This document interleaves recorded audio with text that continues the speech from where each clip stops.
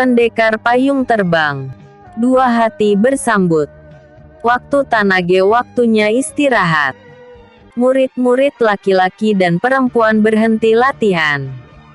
Mereka menuju ke sebuah bangunan tanpa dinding. Hanya ada atap rumbia yang ditopang tiang-tiang kayu di setiap sudut dan sisi-sisinya. Banyak juga tiang di bagian tengah. Semuanya agar bangunan ini kokoh. Tempat murid perempuan dipisahkan dari murid laki-laki.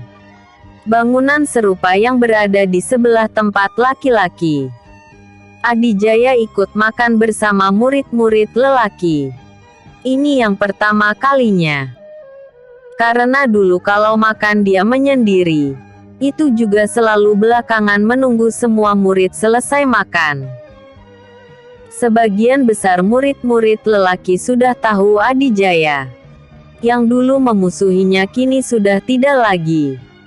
Sekarang mereka sudah bisa bercengkrama dengan baik. Sambil makan, sepasang mata Adijaya selalu melirik ke tempat perempuan. Entah kenapa dia ingin melihat Kinasi. Tapi wanita itu belum tertangkap oleh matanya. Sampai habis makan. Banyak murid sudah beranjak meninggalkan tempatnya. Namun, masih ada yang duduk-duduk sambil berbincang-bincang. Adijaya memutuskan untuk pergi ke dapur. Saat di dapur itulah dia bertemu dengan orang yang dicari-cari. Seketika dadanya berdebar kencang. Kinasi menatapnya lembut dengan senyum simpul kecil di bibirnya. Pemuda ini tak sanggup menatap mata wanita itu. Dia menunduk pelan, tapi bibirnya memberanikan diri bertanya. Sudah makan? Sudah. Kinasi tersipu. Di mana? Tadi. Saya tidak melihatnya di sana. Adijaya cuma sekilas melirik Kinasi lalu menunduk lagi. Detak jantungnya seperti berlari kencang. Dia menegangkan tangannya agar tak terlihat gemetar. Benar-benar berdebar. Tapi tak ingin berlalu. Waktu rasanya berdetik begitu pelan. Adijaya takut kalau detak jantungnya yang berdegup kencang terdengar oleh Kinasi. Akang mencariku. Ya, Akang. Adijaya gugup. Wajah Kinasi bersemu merah.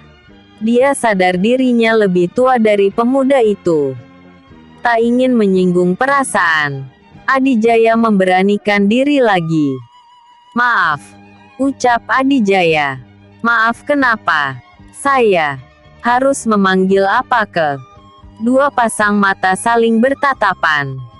Adijaya segera menunduk lagi. Kinasi tersenyum manis. Pemuda yang belum lama tinggal di padepokan ini ternyata telah memikat hatinya sejak pandangan pertama. Banyak murid laki-laki yang telah dikenal sebelumnya. Di antara mereka ada yang sering diam-diam melihatnya. Bahkan ada juga yang mulai perhatian. Tapi semua itu tidak membuat luluh hatinya. Namun, Adijaya baru pertama bertemu saja sudah bikin hatinya berdebar. Apa keberatan kalau saya memanggil Akang, gitu? Tidak. Cuma. Ini baru pertama kalinya. Nyai. Kinasi terkejut. Wajahnya semakin merona. Setidaknya panggilan Nyai lebih baik daripada sebutan Teteh, sebutan kepada perempuan yang lebih tua. Karena wanita, walaupun lebih tua tapi tak ingin dianggap tua. Akang Adijaya. Nyai Kinasi. Loh, dari mana tahu nama saya? Aku. Akang sendiri dari mana tahu namaku? Kedua saling bertatapan lalu tertawa bersama. Tawa yang pelan. Kinasi.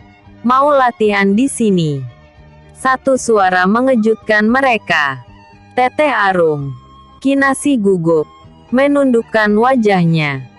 Begitu juga Adijaya tampak kikuk. Bibi. Praba Arum hanya tersenyum melihat mereka. Saya. Latihan dulu.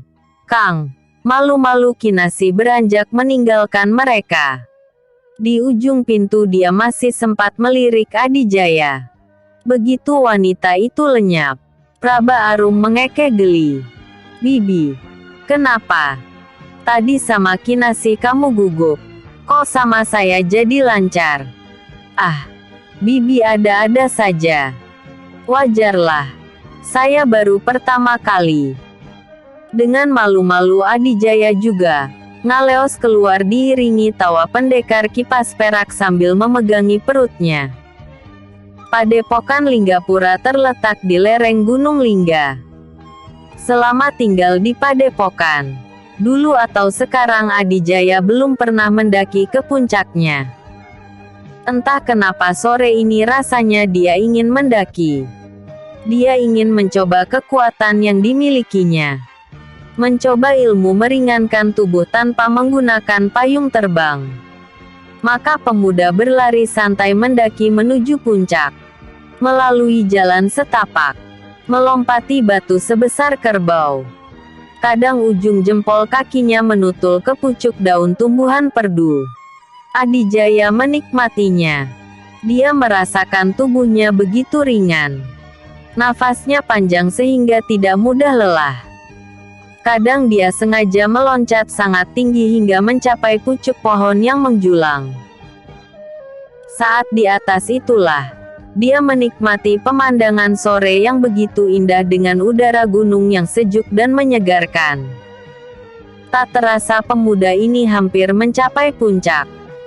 Namun, telinganya mendengar sesuatu keanehan dari kejauhan. Dari puncak, suara pertarungan. Adijaya mempercepat larinya. Loncatan terakhirnya membawa tubuhnya hinggap di sebuah dahan pohon. Di puncak gunung yang tanahnya agak lapang terlihat dua orang sedang mengadu kepandaian. Dua orang yang dia kenal. Kinasih, Paman Kuntala, desisnya. Tentu saja mereka tidak sedang latihan. Dilihat dari serangannya, Kuntala tampak ingin menjatuhkan lawan. Dan Kinasih mencoba bertahan. Aku ingin melihat sampai di mana kelincahanmu, manis. Seru Kuntala. Ucapannya menggoda. Berarti Kuntala memang ingin melumpuhkan Kinasih. Pasti ada niat buruk terhadap wanita itu. Dan, kenapa mereka ada di puncak? Adijaya simpan semua pertanyaan itu. Hatinya bergetar melihat wanita yang disukainya dianiaya. Maka segera dia melesat langsung melabrak serangan pukulan dari Kuntala yang hampir mengenai dada Kinasih. Wush! Tak! Kuntala terjajar 5 langkah ke belakang. Dia terkejut melihat siapa yang datang. Walau banyak perubahan, tapi masih mengenali wajah si pemuda. Adijaya, mau apa kau ikut campur? Sentak Kuntala. Tangannya terasa kebas setelah bentrokan dengan tangan Adijaya. Seperti habis memukul batu. Saya yang bertanya, kenapa paman menganiaya wanita?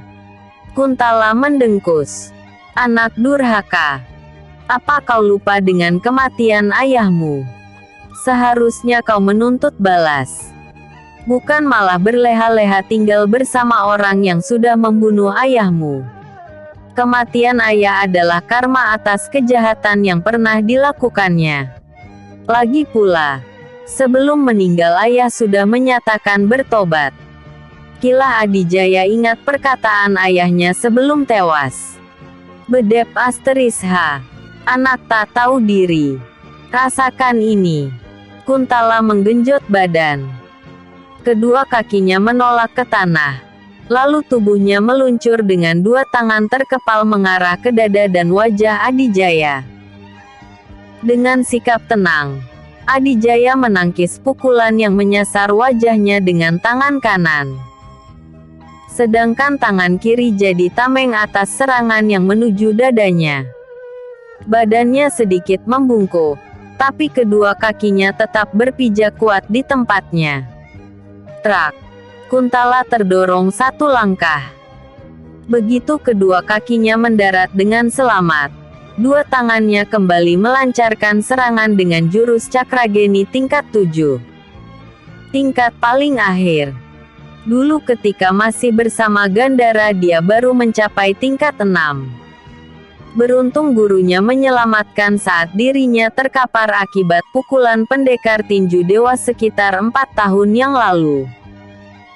Masih dengan tenang Adijaya melayani serangan lawan sambil mempelajari tata gerak jurus lawan. Merasakan hawa yang terpancar. Mencari intisari jurus yang sudah dikenalnya dari kecil. Adijaya hanya menggunakan tenaga kasar, tapi memanfaatkan kecepatan dan keringanan tubuhnya. Sehingga gerakannya mantap. Sementara Kuntala merasa kaget. Dia tahu lawannya hanya menggunakan tenaga kasar. Tapi setiap berbenturan seperti menghantam batu yang keras. Gila! Terbuat dari apa tubuh anak ini? Episode sebelumnya. Kasmaran. Episode berikutnya. Pertarungan di puncak gunung. Pendekar payung terbang. Pertarungan di puncak gunung. Kuntala lipat gandakan tenaga. Malah dilapisi dengan tenaga dalam yang dipusatkan pada jari-jari tangannya. Setiap gerakannya menimbulkan angin padat yang dapat mengiris kulit. Apalagi kalau sampai terkena cakarannya. Namun, tubuh Adijaya sudah kuat secara alami karena sering memakan lumut ungu sewaktu terjebak dalam goa. Serangan semacam itu bukanlah hal yang membahayakan. Sampai lewat puluhan jurus. Seperti biasa Adijaya menggunakan jurus tak bernama ciptaannya. Kadang-kadang mendadak membuat gerakan baru sebagai penangkal jurus lawan. Sampai suatu ketika, begitu pemuda ini memahami intisari jurus dan ilmu Cakrageni. Dia mempercepat tempo gerakan dan memperagakan jurus Cakrageni. Bahkan sambaran anginnya lebih dahsyat daripada punya Kuntala. Anggota begal Cakrageni yang tersisa satu-satunya ini dibuat keteran menghadapi jurusnya sendiri. Selain tangan lawan yang sekuat batu karang, juga gerakannya lebih cepat. Dalam sekejap saja 4-5 gerakan dilakukan. Kuntala terdesak mundur. Di puncak gunung yang udaranya dingin itu, keringatnya menetes di dahi. Sudah menambahkan lapisan tenaga dalamnya, tapi tetap saja lawannya masih di atas angin. Gila! Sejak kapan dia menguasai jurus Cakrageni? Tingkat terakhir lagi. Dan lebih sempurna. Kinasih yang menyaksikan dari tempatnya, tampak kagum melihat Adijaya yang begitu gagah menggunakan jurus-jurusnya. Dia merasa aneh. Bukankah Adijaya termasuk murid Padepokan Linggapura? Tapi kenapa Kinasih tak mengenali jurus yang diperagakan pemuda itu? Tapi dia tertarik melihat gerakan jurus yang meliuk-liuk indah. Seindah orangnya. Orang yang membuatnya jatuh cinta lagi. Kembali ke pertarungan. Kuntala semakin terdesak. Dia sudah sampai di tepi puncak. Jika dia terdorong maka tubuhnya akan menggelinding ke bawah. Sebenarnya Adijaya tidak berniat sampai membunuh Kuntala. Hanya melumpuhkan saja. Tapi bekas komplotan ayahnya ini cukup kuat juga bertahan walau sudah terdesak.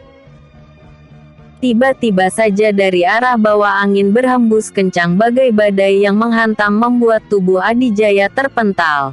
Tapi masih bisa mendarat dengan selamat. Saat terpental itulah satu sosok tinggi besar berkelebat menyambar Kuntala lalu lenyap dalam sekejap. Setelah berada di tempat aman, Kuntala dan sosok tinggi besar itu berhenti. Jangan berurusan dengan anak itu. ujar si tinggi besar. Kuntala tak menjawab, hanya mengatur nafasnya yang tak karuan. Dia yang menggagalkan rencanaku menjadi maharaja. Dia memiliki kekuatan dahsyat. Sepertinya dia jelmaan dewa. Karena tidak mungkin semudah itu, sudah sangat sakti. Dia anaknya Gandhara. Kuntala memberitahu, yang membuat si tinggi besar terperanjat. Apa kau bilang? Ya, dia anak Gandhara. Kalau begitu mungkin dia ketitisan dewa. Hutan Mandapa tempat guru kita bersemayam bisa ditembusnya. Bahkan mampu mengimbangi guru dalam pertarungan. Kuntala mendengkus. Pantas. Untung Raka segera menolongku. Sekarang jangan pikirkan dia dulu. Sekarang kita mencari cara bagaimana mengeluarkan sukma guru yang sudah menjadi siluman, yang kini terperangkap dalam jasad orang itu. Baiklah, Raka. Kenapa Nyai berada di sini? Tanya Adijaya. Setiap 3 hari sekali, saat sore hingga senja aku selalu ke sini. Sepasang manusia yang sedang kasmaran ini duduk berdampingan di sebuah batu datar menghadap ke arah matahari terbenam. Untuk apa? Menikmati pemandangan indah, terutama ketika sang surya tenggelam. Lalu, bagaimana bisa ada Paman Kuntala? Aku tidak tahu. Rupanya dia sudah lama mengintaiku. Begitu kesempatan tiba, dia hendak mengumbar niat busuknya. Oh, perlahan mereka saling memandang. Tapi cuma sebentar. Perasaan malu lebih menguasai diri. Terima kasih, Akang, ucap Kinasih lembut. Sudah kewajibanku, Nyai. Kalau boleh tahu, Akang sudah kenal lama dengan orang bernama Kuntala itu. Tanpa ragu, Adijaya menceritakan semua tentang dirinya dengan bahasa yang mudah dipahami. Dia yakin kalau dia jujur, sikap Kinasih tidak akan berubah. Apa yang disampaikan tidak terlewat satupun. Dari mulai kabur dari rumah, bekerja di kedai Sariti, diselamatkan Arya Sentana, tewasnya komplotan ayahnya kecuali Kuntala, menjadi murid yang tersisih hingga terusir, jatuh ke jurang lalu terjebak dalam goa, tapi malah mendapatkan kekuatan, mendapatkan payung terbang, bekerja pada Dharma Koswara, mengikuti Panglima Cakrawarman sampai kembali ke Padepokan. Kinasih menyimak penuturan Adijaya dengan seksama tanpa menyela. Sore yang indah. Seindah hati mereka berdua yang sedang kasmaran. Sebelum hari gelap, sepasang manusia ini telah kembali ke lereng. Malam hari ketika sebagian besar penghuni Padepokan telah terlelap dalam mimpi masing-masing. Adijaya tampak duduk di atas atap bangunan, memandang langit cerah yang dihiasi bintang-bintang dan bulan yang cuma separuh. Selain Kinasih yang mewarnai lamunannya, masih terpikirkan tentang Guryangnya yang belum juga kembali. Mungkin untuk mendapatkan labu penyedot sukma membutuhkan perjuangan besar.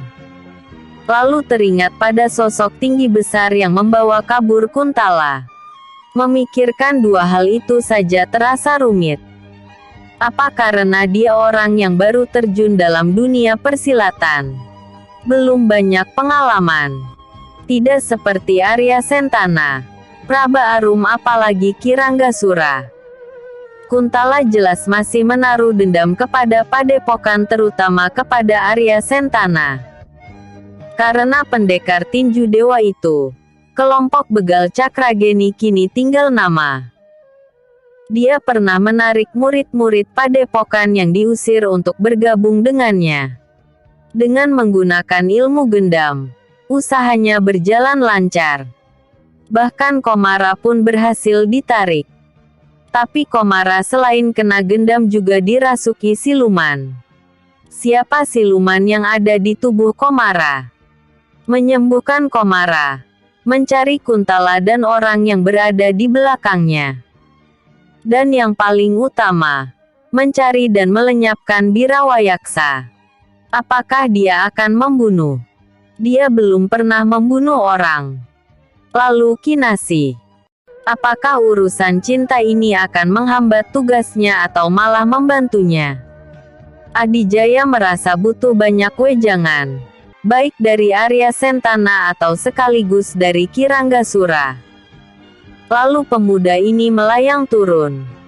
Gerakannya lambat saja, menikmati semilir angin malam. Namun, baru saja menjejakkan kakinya di tanah, seseorang telah menunggunya. Seorang murid laki-laki yang perawakannya sama dengannya, tapi wajahnya terlihat lebih tua. Sorot matanya tegas. Urat-urat di lehernya tampak menonjol. Rahangnya agak lebar seperti selalu terlihat mengeras. Kalau tidak salah, kau yang bernama Soma, kata Adijaya. Ya, aku Soma.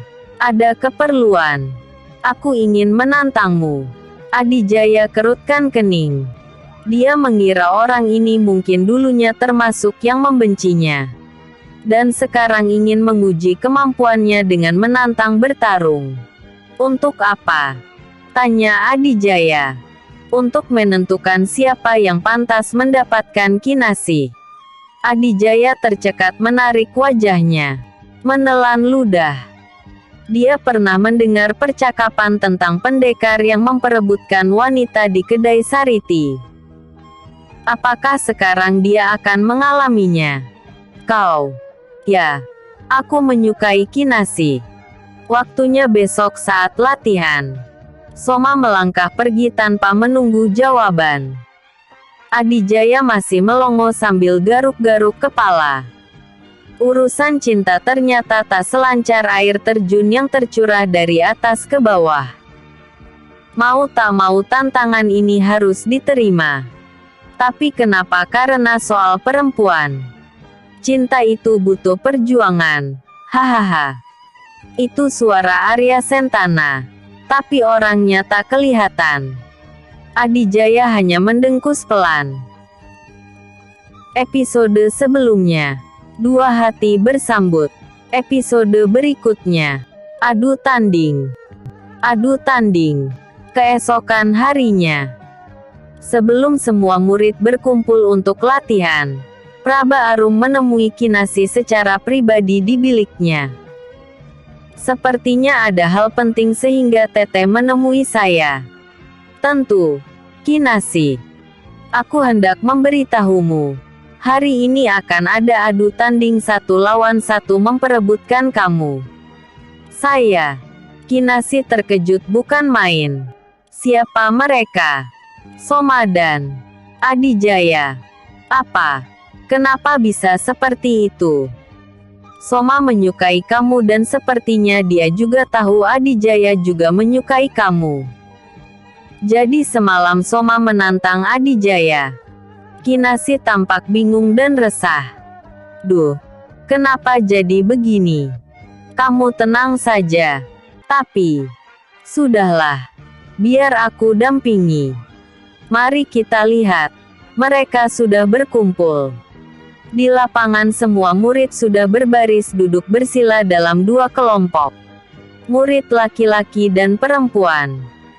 4 murid laki-laki yang sudah diangkat jadi pelatih berdiri di sisi yang lain. Arya Sentana berada di antara 4 pelatih ini. Angga, Boma, Sena dan Maruta. Di tengah-tengah lapangan berdiri 2 orang berhadap-hadapan. Adijaya dan Soma.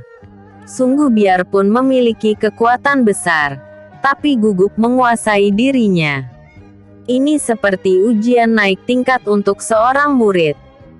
Apalagi sebelumnya Adijaya belum pernah mengalami pertarungan atas sebuah tantangan. Persoalan wanita lagi. Bingung juga melanda pikirannya. Pertarungan seperti apa nantinya yang akan diperagakan? Baiklah. seru Boma dengan suara besar menggema ke seluruh lapangan.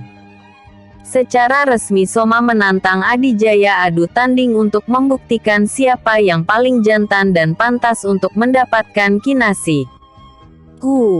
Seluruh murid bersorak.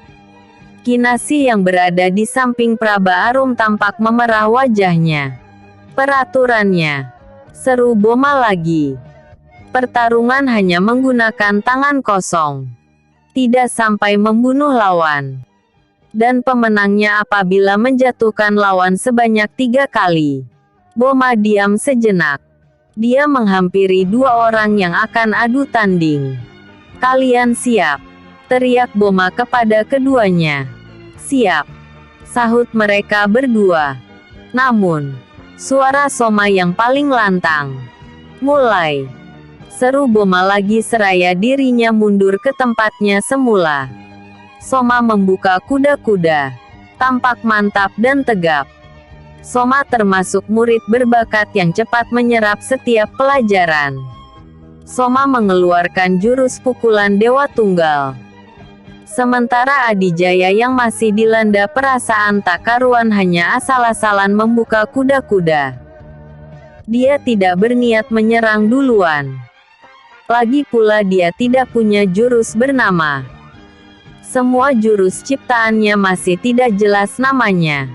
Maka dia menunggu lawan menyerang duluan. Soma yang tampak bersemangat, yakin dan percaya diri mulai menyerang duluan. Kakinya melangkah ke depan. 2 kepalan tangan menyasar wajah dan dada. Dalam satu kejapan, 5 gerakan sudah memburu sasaran. Namun, dalam satu gerakan halus, Adijaya selamat dari serangan pertama. Ia berusaha tenang. Dalam sepersekian kejap muncul dalam pikirannya. Dalam benaknya berkata, "Niatkan bertarung bukan untuk mencari kemenangan, tapi mempertahankan diri. Memahami intisari jurus lawan dan menciptakan jurus penangkal. Dan yang paling penting, lupakan Kinasih sejenak." Begitulah akhirnya Adijaya hanya menghindar, menahan dan memapak serangan lawan. Gerakannya tercipta sendiri sesuai gerakan jurus lawan. Gerakan yang menjadi penangkal atau pemecah jurus lawan. Gerakannya tenang tapi tepat. Bagi murid biasa, adu tanding itu terlihat seperti adu tanding biasa untuk mencapai kemenangan. Untuk menentukan siapa yang lebih unggul. Namun, bagi Arya Sentana dan 4 pelatih melihat ada yang lain dari pertarungan itu. Mereka yang semula berdiri kini duduk bersila memperhatikan jalannya pertarungan dengan seksama. "Apa yang kalian lihat?" tanya Arya Sentana tanpa berpaling dari perhatiannya ke arah pertarungan. "Celah dan kelemahan jurus pukulan Dewa Tunggal," jawab Angga tanpa menoleh. "Jurus penangkal, timpal Maruta. Jurus pemecah," sahut Sena. "Bagus," ujar Arya Sentana. "Perhatikan terus. Ini penting. Ini pelajaran berharga bagi kita semua." "Adijaya orang yang cerdik," puji Boma. "Sudah lewat puluhan jurus tidak ada satupun yang terlihat unggul atau terdesak." Walaupun semangat Soma begitu menggebu-gebu ingin menjatuhkan lawan. Namun, Adijaya juga begitu tenang melayani. Dia hanya menggunakan tenaga kasar walaupun merasakan lawannya sudah menggunakan tenaga dalam. Di tempatnya, Kinasih semakin gelisah melihat 2 orang yang adu tanding itu. "Kau lihat, sebenarnya Adijaya bisa dengan mudah menjatuhkan Soma. Tapi dia tidak melakukannya karena dia sedang mengajari kita," kata Praba Arum. "Mengajari?" Kinasih tak mengerti. Sudah gelisah, kini tak mengerti dengan ucapan gurunya. "Ya." Adijaya secara tidak langsung menunjukkan celah dan kelemahan jurus yang digunakan Soma. Sekaligus dia memperagakan jurus penangkal atau pemecahnya. Hebat, kan? Dia. Iya. Tanpa sadar Kinasih berucap seperti itu. Kau pasti senang kalau Adijaya yang menang. Hah?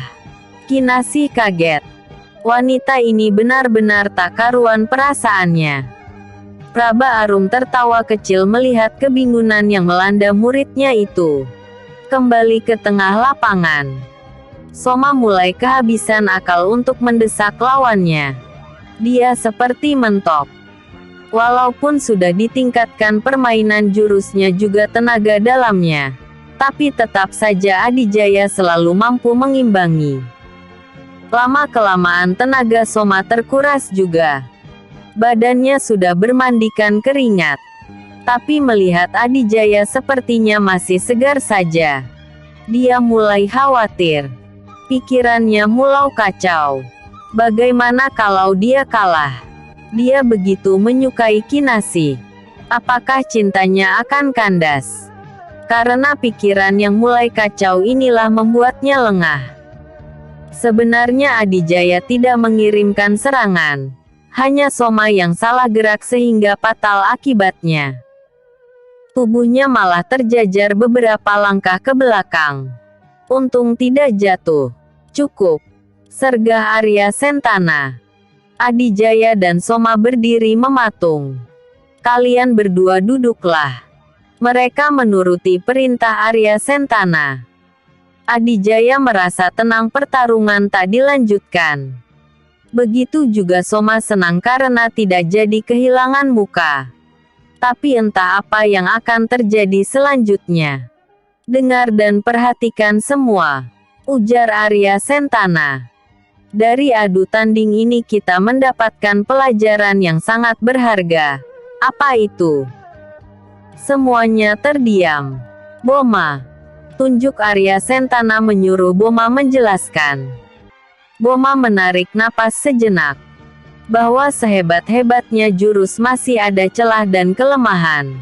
Betul. Seru Arya Sentana. Sena. Setiap jurus bisa diciptakan penangkal dan pemecahannya. Jawab Sena. Masih ada pelajaran lagi. Khusus buat Soma. Arya Sentana menatap Soma. Soma menegakkan badan. Tapi wajahnya menunduk. Tidak boleh memaksakan kehendak hanya untuk mementingkan diri sendiri. Jawab Soma. Entah sejak kapan dia menyadari hal itu. Dan Adijaya. Tatapan pendekar tinju dewa kini ke arah Adijaya. Segala keinginan membutuh perjuangan. Ujar Adijaya, entah apa maksudnya. Hanya itu yang dia ingat. Lalu Arya Sentana berpaling ke arah Kinasih. Bicaralah, pintanya. Dia tahu wanita yang jadi rebutan itu juga ingin mengutarakan isi hatinya. Kinasih tampak gugup. Jari-jari tangannya saling menjalit erat. Wajahnya merona merah. Perlahan dia mulai bicara. Aku menghargai cara kalian yang ingin menunjukkan kejantanan untuk mendapatkan kepantasan. Dan itu adalah cara laki-laki. Cara pendekar. Tapi, Kinasih berhenti. Wajahnya menunduk. Tapi untuk soal perasaan, sebagai wanita ingin memilih sendiri. Walaupun pada kenyataannya harus tunduk pada pilihan yang kita anggap orang tua. Bagaimana Soma? Tanya Arya Sentana lagi.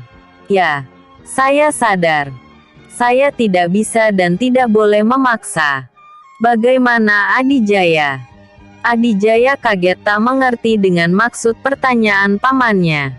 Saya harus jawab apa, Paman? Wajah Adijaya tampak tol asteris L jadinya lucu. Membuat semua orang jadi tertawa. Episode sebelumnya. Pertarungan di puncak gunung. Episode berikutnya. Labu penyedot Sukma. Pendekar payung terbang. Labu penyedot Sukma. Jadi, adu tanding ini tidak ada hasilnya. tegas Arya Sentana. Karena urusan sengketa cinta hanya diselesaikan dengan cara memilih. Biarlah yang bersangkutan, yang diperebutkan cintanya menentukan pilihan. Sekarang kembali latihan seperti biasa. Adijaya, ajarkan kepada kami jurus yang tadi kau gunakan. Sekali lagi Adijaya kaget. Bagaimana bisa? Tadi dia asal gerak saja mengiringi gerakan lawan. Tapi dia segera dapat akal. Adijaya tersenyum lalu memandang ke arah Kinasih. Wanita itu balas tersenyum. Semua murid pun bersiap memulai latihan yang sempat tertunda karena adu tanding. Latihan kali ini berbeda dari biasanya. Murid-murid hanya berbaris seperti tadi, menonton adu tanding. Namun, bukan lagi adu tanding memperebutkan cinta, tapi adu tanding mengamati celah kelemahan jurus dan menciptakan jurus pemecah. Tidak tanggung-tanggung, 4 pelatih turun bersama mengeroyok Adijaya. Keempatnya menggunakan jurus yang berbeda untuk menyerang Adijaya. Seperti biasa Adijaya menghadapi dengan tenang. Setenang mungkin karena pikirannya terpecah menjadi 4. Dalam sekali gerak dia harus memecahkan 4 bahkan lebih gerakan lawan yang mencari sasaran. Pola jurus yang dimainkan Adijaya terbentuk dengan sendirinya. Ini berkat kekuatan alami yang didapatnya dari lumut dan air sakti di dalam goa, yang membuat perasaannya sangat peka. Indera pendengar dan penglihatannya sangat tajam. Juga otaknya yang encer cepat dapat memahami intisari jurus-jurus lawan. Semua gerakan Adijaya ini diamati dengan seksama oleh Arya Sentana. Seakan matanya tak pernah berkedip memantau semua gerakan kemudian disimpan dalam ingatan. Karena pertarungan 4 lawan 1 ini bukan untuk saling menjatuhkan, maka gerakannya tampak biasa saja seperti sedang melakukan pertunjukan memamerkan jurus-jurus indah.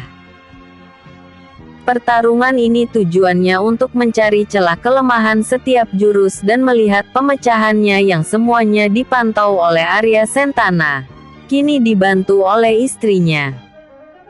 Sudah beberapa jurus andalan diperagakan. Sesuai perintah Arya Sentana, hanya jurus-jurus andalan saja yang dikeluarkan. Sampai akhirnya, cukup. Arya Sentana menghentikan pertarungan. 4 pelatih dan Adijaya tampak bermandikan keringat. Tak terasa matahari sudah mencapai puncaknya. Makan dulu, ujar Praba Arum. Serentak semua murid bubar sambil menggumam tak jelas. Mereka menuju tempat makan. Sehabis makan Adijaya mendapat perintah agar menemui Kiranggasura. Ternyata sampai di sana sudah menunggu pula Arya Sentana beserta sang istri. Mereka duduk bersila melingkari sosok Komara yang masih terbaring seperti mayat. Adijaya mengambil tempat duduk di samping Kiranggaguna. "Bagaimana kabar tentang labu penyedot Sukma?" tanya Kiranggasura. "Guryang saya belum kembali. Tampaknya dia belum mendapatkannya. Ada orang mengincar jasad Rai Komara," kata Arya Sentana. "Sepertinya dia ada hubungan dengan siluman yang merasuki raga Komara." "Apakah itu Paman Kuntala?" tanya Adijaya. "Salah satunya dia," jawab Kiranggasura. "Berarti ada orang lain lagi?" tanya Adijaya lagi. "Ya, aku tidak mengenalnya. Orangnya tinggi besar. Mereka kutemukan sedang mengendap-endap mengintai bilik ini," tutur Kiranggasura. "Saya ingat. Kemarin saya sempat bertarung dengan Paman Kuntala di puncak gunung. Lalu ada seseorang yang membawanya lari," kata Adijaya kemudian menceritakan kejadian saat di puncak gunung kemarin ketika menolong Kinasih. Berarti dua orang itu masih berkeliaran di sekitar padepokan ini, ujar Praba Arum. Tujuannya jelas mengambil tubuh Raka Komara kemudian mengeluarkan siluman peliharaan mereka. Kita harus selalu berjaga-jaga. Mereka menunggu saat kita lengah, Ki Rangsura mengingatkan. Di tempat lain, masih di lereng Gunung Lingga, lelaki tinggi besar tampak mondar-mandir sambil memegang dagunya. Sedangkan Kuntala duduk menunduk di sebuah batu. Aku tak habis pikir, kenapa guru yang menguasai raga orang itu bisa dilumpuhkan bahkan dikunci. Siapa yang melakukannya? Si tinggi besar mendengkus kesal. Siapa lagi kalau bukan dia, yang dibilang titisan dewa itu? Anak itu benar-benar penghalang. Jadi kita harus bagaimana? Harus segera menguasai mantra penyirap. Mantra penyirap. Ya, dengan mantra itu kita bisa menarik sukma siluman guru yang terkunci dalam raga si Komara itu. Tidak ada cara lain. Sebenarnya ada buah sakti namanya labu penyedot sukma. Tapi buah itu adanya di alam siluman. Si tinggi besar mendengkus kesal. Tunggu apa lagi? Kita pelajari dan kuasai mantra penyirap, ujar Kuntala. Ayo, kita cari tempat aman. Si tinggi besar sudah berkelebat duluan, diikuti Kuntala kemudian kembali ke bilik Ki Ranggasura. Sebenarnya tujuan Kuntala itu apa? Tanya Praba Arum. Membalas dendam atas tewasnya kawan-kawan, jawab Arya Sentana. Siapa kawan-kawan itu dan siapa yang telah membunuh mereka? Kuntala itu adalah satu orang yang tersisa dari 5 begal Cakrageni, jawab sang suami lagi. Oh, Praba Arum angguk-angguk mengerti. Dinda tahu, kan, pimpinannya? Ya, Gandara. Nah, Adijaya inilah anaknya. Hah, memang. Arya Sentana belum memberitahukan seluruhnya tentang Adijaya kepada istrinya. Jadi pantas kalau Praba Arum tampak kaget begitu mengetahuinya. Adijaya hanya tersenyum tipis. Biasa saja, Bibi. Tiba-tiba angin berputar kencang di dalam ruangan itu, membuat semua orang panik. Lalu, pluk, sebuah payung terjatuh ke pangkuan Adijaya. Guriang, seru Adijaya sambil memegang payung lalu dilemparkan ke atas. Tring. Payung berubah jadi makhluk raksasa berkulit biru yang tingginya hampir menyentuh langit-langit. Praba Arum yang baru pertama kali melihatnya tampak ketakutan. Dia menghambur memeluk suaminya. Tenang, Dinda. Dia abdinya Adijaya. Arya Sentana memberitahu. Sang istri kembali tenang. Juragan, ini, saya sudah mendapatkan labunya. Makhluk Guriang ini menunjuk. Tring. Sebuah labu berbentuk bulat panjang sudah berada di pangkuan Adijaya. Buka tutup yang ada di bagian atas lalu arahkan lubangnya ke makhluk siluman yang dituju. Guriang menerangkan. Suaranya besar menggema menggetarkan dada. Tring. Makhluk Guriang menghilang lagi. Adijaya meletakkan labu itu di tengah-tengah. Orang yang ada di dalam ruangan itu memperhatikan buah yang dinamakan labu penyedot sukma ini. Bentuknya seperti labu biasa. Di bagian atasnya ada satu guratan yang merupakan batas antara tutup dan bagian badan. Ternyata labu di alam siluman juga sama dengan labu alam manusia. Ki Ranggasura terkekeh mencairkan suasana yang tampak tegang. Sepasang suami istri terdengar menghela napas sambil saling pandang. Apakah kita gunakan sekarang juga? Tanya Adijaya. Tunggu dulu, kata Ki Ranggasura. Aku akan menghitung, mencari hari apesnya siluman, supaya usaha kita tidak sia-sia. Ya, betul, sahut Arya Sentana. Tapi kita harus tetap waspada. Kuntala dan kawannya itu juga pasti mengincar labu ini. Aku akan menyimpan dan melindunginya dengan kekuatan sakti. Kalian boleh lanjutkan latihan. Aku juga akan bersemedi untuk menemukan hari apesnya siluman. Baik, kakek, sahut Adijaya lalu pamit keluar. Sepasang suami istri juga pamit keluar. Ki Ranggasura memasukkan buah labu itu ke dalam sebuah gentong, ditutup lalu diberi hawa pelindung menggunakan kekuatan saktinya. Kemudian kakek guru besar padepokan ini mengambil tempat di salah satu sudut ruangan. Duduk bersila dan mulai memejamkan kedua matanya. Episode sebelumnya, adu tanding. Episode berikutnya, pertarungan sengit. Pertarungan sengit. Ki Ranggasura termasuk tokoh silat yang sudah diakui kesaktiannya oleh dunia persilatan, termasuk pengetahuan tentang alam siluman. Walaupun belum pernah memasuki alam lelembut itu, setidaknya pernah berjumpa dengan sosok siluman ataupun guriang. Namun, tidak sampai menimbulkan silang sengketa dengan makhluk beda alam itu. Hanya sekedar saling mengenal. Sebenarnya sudah berhari-hari sejak Komara terbaring di biliknya, Ki Ranggasura mencoba mencari tahu tentang siluman yang merasuki raga muridnya itu dengan kekuatan sakti miliknya. Namun, kekuatan hawa siluman di dalam tubuh Komara sangat besar. Susah ditembus. Seperti sengaja menutup diri dengan tabir gaib. Sehingga Ki Ranggasura berkesimpulan bahwa siluman yang terkunci di dalam badan Komara merupakan siluman yang tingkat kesaktiannya sangat tinggi. Setelah 7 hari 7 malam bersemedi, akhirnya Ki Ranggasura membuka matanya. Dia telah memecahkan hitung-hitungan tentang hari apes siluman.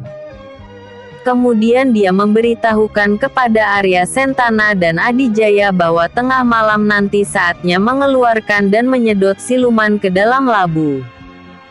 Maka, saat tengah peting tiba, ketika semua murid telah terlelap, Ki Ranggasura, Adijaya, Arya Sentana dan Praba Arum sudah siap sedia.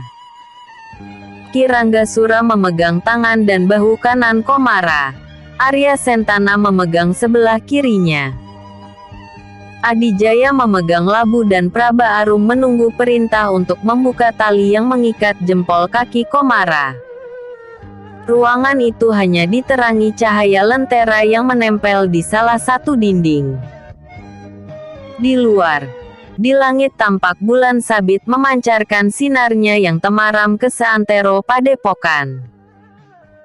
Adijaya, sekarang buka tutup labunya, perintah Ki Ranggasura. Begitu dibuka, angin mendadak bertiup kencang.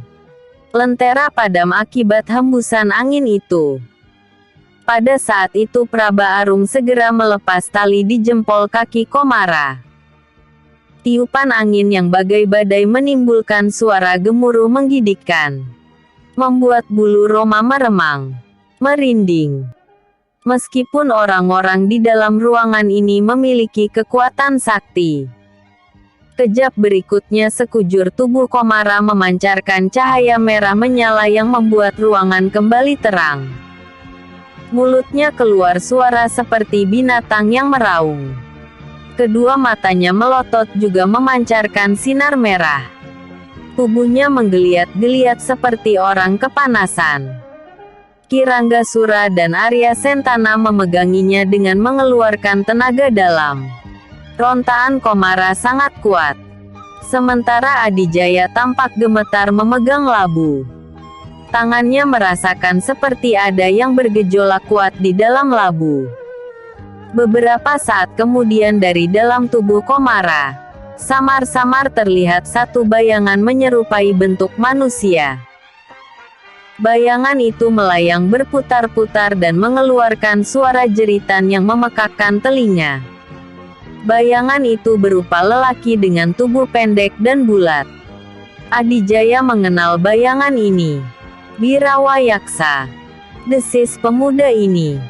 Tapi semua orang bisa mendengarnya. Bayangan Birawayaksa kadang-kadang tertarik ke arah lubang labu. Tapi kadang juga terbetot ke atas seperti hendak menerobos atap. Ada kekuatan lain yang berusaha menarik dia. Teriak Ki Ranggasura menyadari keadaan. Arum, cari dia. Tanpa bicara lagi, pendekar kipas perak segera menghambur keluar. Dia menatap ke atas wuwungan. Terlihat cahaya merah remang-remang berputar-putar. Ada ekornya yang memanjang ke arah belakang padepokan, menunjukkan dari mana cahaya itu berasal. Praba Arum segera berkelebat ke arah sana. Ditemukan dua orang lelaki yang sedang duduk bersila, memejamkan mata dan mulutnya komat-kamit merapal mantra. Mereka adalah Kuntala dan si tinggi besar. Selama 7 hari juga mereka telah menguasai mantra penyirap. Dan pada malam ini mereka segera menggunakan mantra itu untuk mengeluarkan sukma siluman guru mereka yang terkunci dalam tubuh Komara. Sayangnya mereka tidak hitung-hitungan mencari hari yang tepat. Praba Arum langsung keluarkan senjata kipasnya. Wush! Dikibaskan kipasnya. Menderulah angin kencang memudarkan pikiran dua lelaki itu. Kau bereskan dia. Perintah si tinggi besar kepada Kuntala lalu kembali dia melanjutkan mantranya. Kuntala berkelebat ke arah Praba Arum langsung mengirimkan serangan maut. Cakrageni tingkat 7. Praba Arum menyambut dengan mengibaskan kipas. Menangkis serangan. Trak. Kuntala terjajar mundur, tapi segera menyerang kembali. Kipas perak Praba Arum bukan kipas buatan orang Tatar Sunda yang biasanya terbuat dari anyaman wilah, bambu yang dibelah tipis-tipis dan bentuknya kotak. Senjata kipas ini didapatkan dari negeri seberang lautan, yang mana orang-orangnya berkulit putih dan matanya sipit. Karena guru Praba Arum yang juga temannya Ki Ranggasura adalah orang dari negeri seberang itu. Nama aslinya Iwastini adalah Zhao Buhui. Kipasnya bisa dilipat dan dikembangkan. Jika dilipat berbentuk tongkat pendek. Jika dikembangkan bentuknya setengah lingkaran. Ada gambar bunga di tengahnya. Terbuat dari pelat perak tipis yang saling berakaitan sisinya. Saat ini kipasnya tengah terkembang guna menahan serangan Kuntala. Selain kuat juga ringan. Sekali-sekali tampak cahaya berkilau memantul dari sinar bulan sabit. Gerakan jurus kipas menari merobek rembulan diperagakan begitu indah. Luwes. Gemulai tapi cepat dan mematikan. Berkali-kali cakaran Kuntala selalu tertangkis atau membentur kipas. Rasanya seperti membentur baja. Membuat tangannya kebas. Tapi selalu cepat-cepat tambah tenaga lagi. Wush! Trak! Sudah lama pula Kuntala mendengar nama pendekar kipas perak. Dan kali ini dia tengah menjajal kehebatan wanita yang telah menorehkan namanya di dunia persilatan. Ternyata bukan isapan jempol belaka. Angin sambaran yang dihasilkan dari kibasan kipas bagaikan sembilu yang menimbulkan perih bila menyayat kulit. Untungnya kulit Kuntala sudah terlatih dan kuat menahan segala serangan angin. 20 jurus berlalu. Praba Arum sudah berganti jurus dengan kipas menari merobek langit. Serangannya semakin ganas. Dia ingin segera menjatuhkan lawan. Agar bisa menghentikan orang yang satunya yang sedang membaca mantra. Praba Arum kerahkan tenaga dalam lebih besar lagi. Kipasnya mengeluarkan hawa ganas, memancarkan cahaya biru dan sedikit mengepulkan asap. Inilah ilmu kipas memburu nyawa. Melihat perubahan gerak dan cahaya yang memancar dari senjata lawan, Kuntala semakin berhati-hati. Dia mengeluarkan senjata yang jarang digunakan. Senjata berupa golok melengkung mirip bulan sabit. Saat senjata golok tercabut dari warangkanya, hawa pembunuh memancar dari golok yang berwarna hitam pekat itu. Kalau tidak ada cahaya bulan, maka tidak akan kelihatan tangannya yang memegang golok. Kuntala kerahkan seluruh tenaga, dialirkan ke tangan dan golok. Dengan jurus golok iblis memangsa jiwa, Kuntala menerjang sambil membabatkan goloknya. Dari pengalamannya, batu sebesar kerbau akan hancur jika terbabat goloknya. Apalagi cuma senjata kipas tipis yang digerakkan oleh tenaga perempuan. Begitupun Praba Arum membuat gerakan menebas dari samping kanan bawah ke samping kiri atas. Wush! Terang! Prak! Dua senjata saling babat. Kuntala kaget bukan main. Golok andalannya terbabat putus setengahnya oleh kipas perak milik Praba Arum. Belum hilang kagetnya, sambaran angin tajam dari kipas merobek wajahnya. Cuma angin, tapi terasa seperti betulan terkena langsung. Akibatnya wajah Kuntala terasa perih menyengat. Pandangannya gelap, tubuhnya limbung. Bergerak mundur lalu ambruk tak bernyawa lagi. Abis sudah anggota begal Cakrageni yang tinggal satu-satunya ini. Episode sebelumnya, Labu Penyedot Sukma. Episode berikutnya, pertarungan dalam diam. Pendekar Payung Terbang. Pertarungan dalam diam. Melihat Kuntala tewas, si tinggi besar segera melesat menuju padepokan. Praba Arum langsung mengejar. Di dalam bilik. Pada saat Praba Arum bertarung melawan Kuntala, kekuatan yang menarik Birawayaksa untuk menjauhi lubang labu berkurang. Perlahan sosok manusia yang telah berganti jenis menjadi siluman itu tersedot ke dalam labu. Sosoknya meronta-ronta seperti orang yang tak bisa berenang tenggelam di sungai. Mulutnya terus mengeluarkan raungan yang memekakkan telinga. Pada saat masuk ke labu, sosoknya menciut, mengecil seperti gumpalan asap hitam. Wes! Sep! Adijaya langsung menutup labu begitu bayangan hitam Birawayaksa telah tersedot semua ke dalam labu. Badai angin berhenti. Suasana gelap. Tubuh Komara kembali terkulai tak sadarkan diri. Pada saat itu Adijaya merasakan kesiur angin dari belakang. Secara sigap pemuda ini memutar badan dan langsung menendang ke arah sosok yang meluncur, menyergap. Sepertinya hendak merebut labu penyedot sukma. Duk! Sosok itu terpental kembali keluar. Adijaya juga menerjang keluar setelah sebelumnya menitipkan labu kepada Kiranggasura. Di luar sudah ada Praba Arum menghalau lelaki tinggi besar yang hendak kembali merebut labu. Ganggasara! Seru Adijaya. Biar saya saja, Bibi. Serunya lagi sambil menghambur menyerang si tinggi besar yang ternyata Ganggasara, muridnya Birawayaksa. Praba Arum segera menjauh.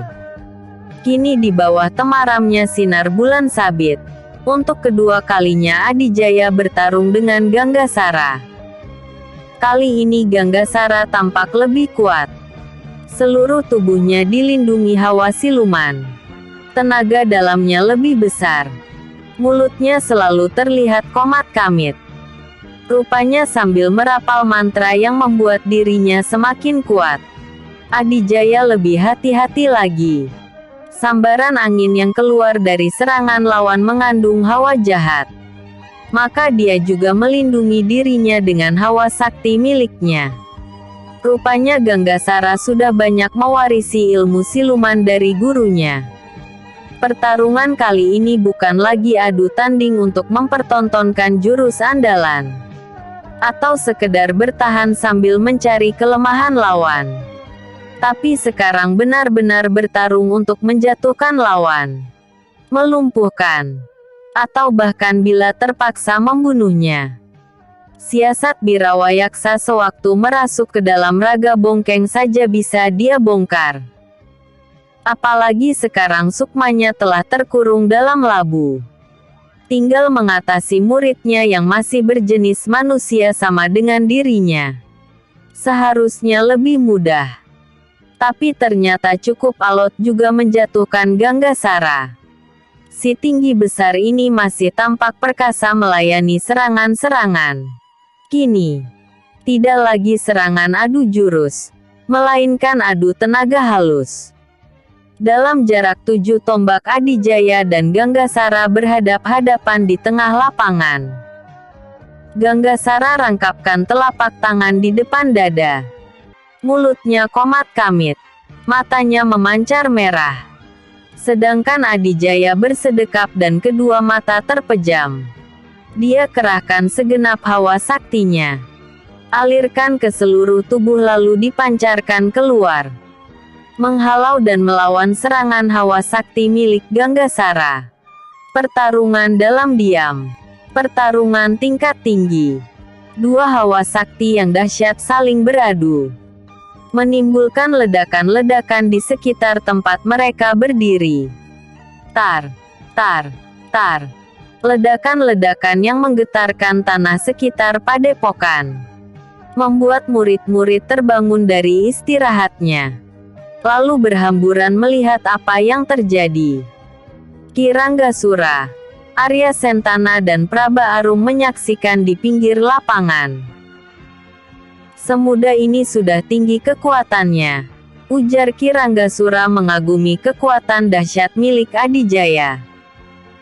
Semoga hati dan sifatnya selalu baik, ucap Arya Sentana mendoakan. Bagi Adijaya ini yang pertama kalinya bertarung semacam ini.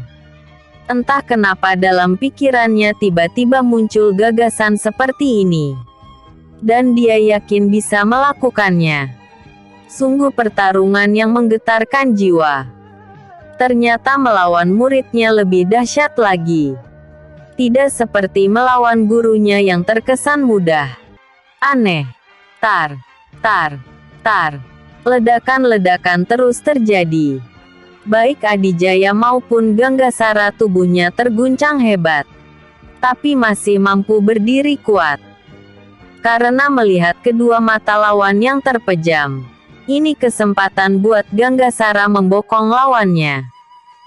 Dia putarkan kedua tangan, menghimpun tenaga sebesar-besarnya. Lalu kedua kakinya menolak ke tanah. Wush! Tubuh Ganggasara meluncur dengan dua telapak tangan menderu menghantam dada Adijaya. Semua yang melihat tercekat kaget, menahan nafas, melihat serangan curang yang dilakukan Ganggasara. Namun, setengah tombak lagi serangan itu mencapai sasarannya. Trak, duar. Di tangan kanan Adijaya tahu-tahu sudah tergenggam payung yang terbuka. Serangan Ganggasara mengenai daun payung yang membuat tubuhnya terpental kembali. Jauh sampai 10 tombak lalu jatuh bergulingan. Sementara Adijaya juga terdorong mencelat ke atas.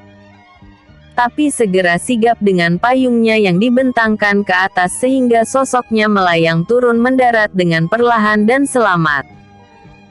Di sebelah sana Ganggasara tampak sudah bangkit lagi.